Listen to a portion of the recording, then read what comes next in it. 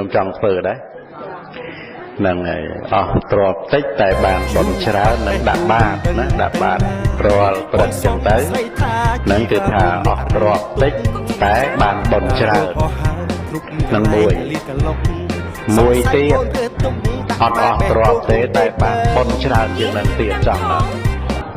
ណាយើងឮតែអត់អស់ហើយបានហ្នឹងគឺចូលចិត្តហ្មងណាហ្នឹងហើយរក្សាសិលណាយើងខ្ញុំណាហ្នឹងហើយរក្សាសិលមានអត់ទ្រព្យអីអត់ហ្នឹងហើយសិល5ហ្នឹងណាចេះគ្រប់គ្នាហើយទេណាហ្នឹងហើយមិនសម្លាប់មិនលួចមិនប្រព្រឹត្តខុសក្នុងកាមមិននិយាយកុហកហើយមិនសែបនៅគ្រឿងស្រវឹង